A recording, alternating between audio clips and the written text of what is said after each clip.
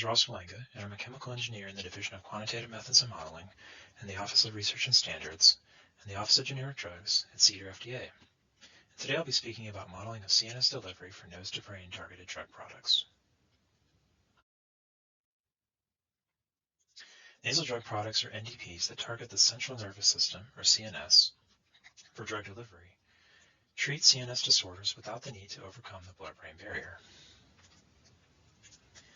This may reduce the dose needed and possibly increase the rate of delivery.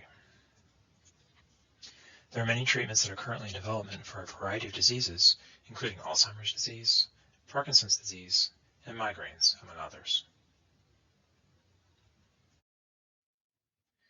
There are two NDPs with olfactory targeting claims in the U.S. market, including Trudesa, or dihydroergotamine mesylate nasal spray, which was approved in September of 2021 for the treatment of migraines.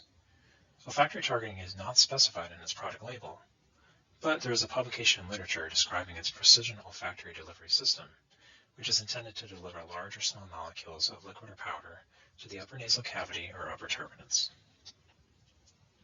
There is also Onzetra XAO, or sumatriptan succinate nasal powder, which was approved in January of 2016 for the treatment of migraines.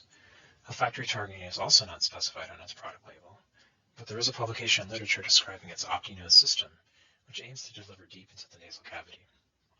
The hypothesis is that there may be uptake to the brain via olfactory and trigeminal nerves. How does nose-to-brain drug delivery work? The NDP is actuated, and then the aerosol may land in parts of the nasal cavity, including the olfactory region.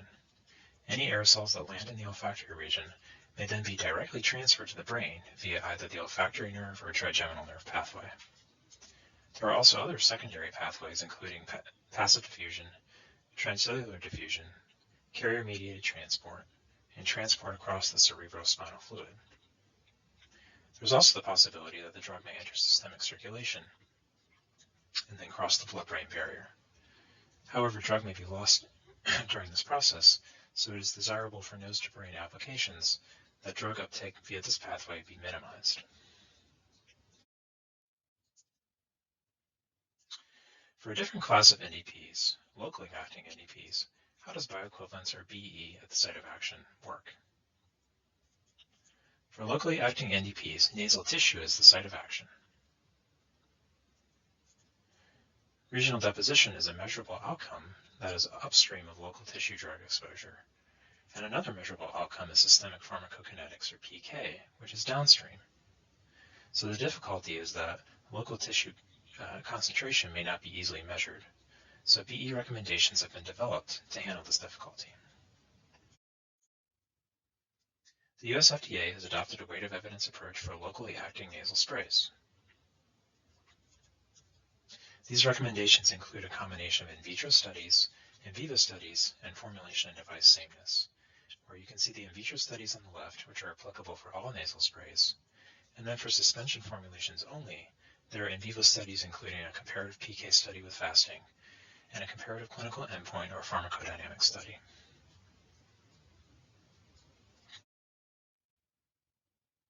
What about products with nose-to-brain drug delivery? What might product-specific guidances, or PSGs, look like for this class of products?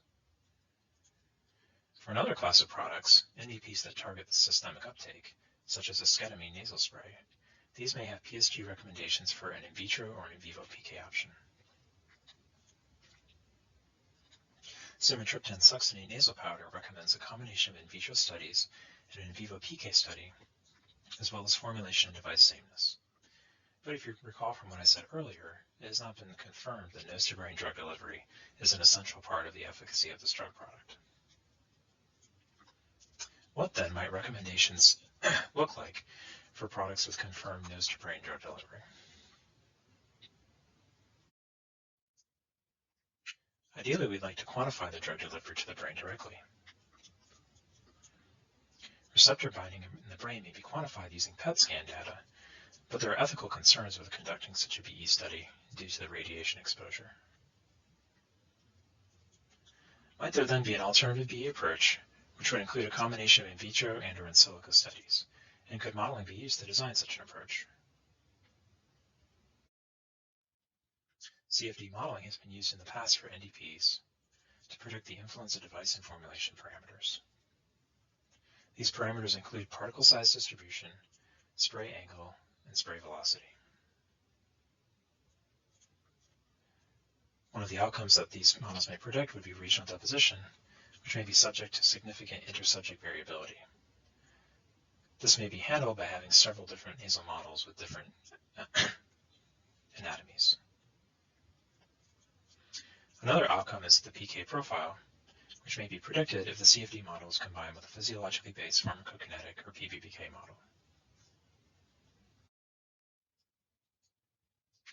PBPK models of NDPs adopt a compartmental approach, as you can see in the figure on the left.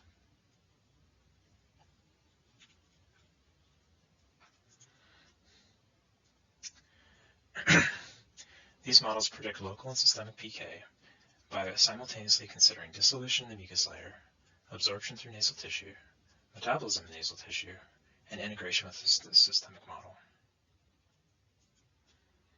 These models are validated with in vivo PK data. A fully three-dimensional nasal mucociliary clearance, or MCC model, was developed by one of our grantees, North Carolina State University, where the PI was Clement Kleinsterer. First, a 3D CFD model was used to predict regional deposition of NDPs. Then these particle deposition locations were directly translated to a fully 3D mucus layer model. The nasal MCC model then predicts transit, dissolution, and absorption simultaneously. And it can be used for the prediction of olfactory region deposition and absorption. I'd like to discuss a few results from using this model. Model sensitivity was investigated for parameters including oil and water partition coefficient, or KOW, solubility, or CS, and particle diameter, or D. For high values of KOW and CS, these produced rapid absorption. Smaller particles showed an initial burst in absorption rate, but after that burst, the rates were similar as when compared with larger particles. The effect of deposition locations was also investigated, as you can see in the figure on the right. For part A, the deposition was split between the nasal vestibule and nasal cavity in an 80-to-20 ratio. For parts B and C, the ratios were 50-50 and 20-80. And as you can see, when there was more drug in the nasal cavity, uptake was much faster, and that's because uptake was only possible through the nasal cavity and not the nasal vestibule, which then required transit from the nasal vestibule to the nasal cavity for any drug that reached the nasal vestibule to be absorbed. And transit was slow between the nasal vestibule and nasal cavity because there was no active transport in this region. Nasal in vitro models are another option for understanding olfactory targeting of drug products. For these models, the drug product is actuated into the nasal model. The deposited drug is then measured from removable sections using high-performance liquid chromatography, or HPLC. Deposition as measured in these models may show significant intersubject variability according to anatomical differences, and so it may be useful to have a variety of nasal cavity models when conducting such a study.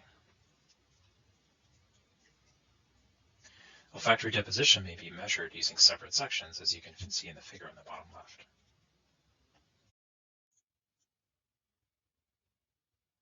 Currently available PBPK models include a commercially available nasal PBPK model with compartments for the nasal cavity and nasopharynx, but not for the olfactory region.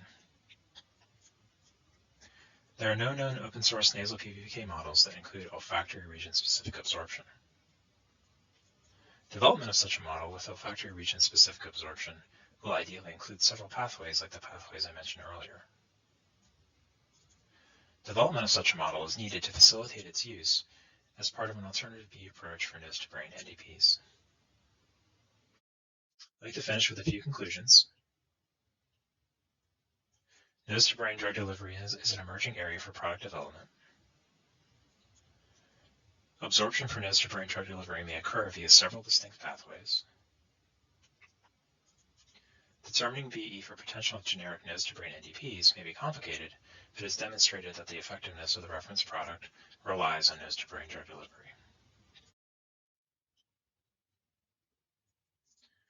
Modeling may be used with relevant in vitro studies to develop an alternative BE approach if nose-to-brain drug delivery must be considered for BE.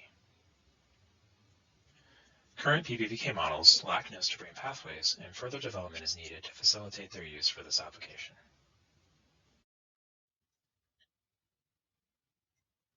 I'd like to conclude with a call for action. There's a Notice of Funding Opportunity, or NOFO, that's been posted for a nose-to-brain PBPK grant. The request for applications, or RFA, will be posted later in this fiscal year, so please keep an eye out for this. I'd like to acknowledge the colleagues in my office who contribute to this work and these recommendations, as well as our colleagues at North Carolina State University.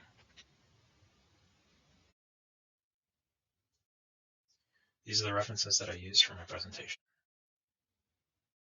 Appreciate your attention, and I'm ready for your questions.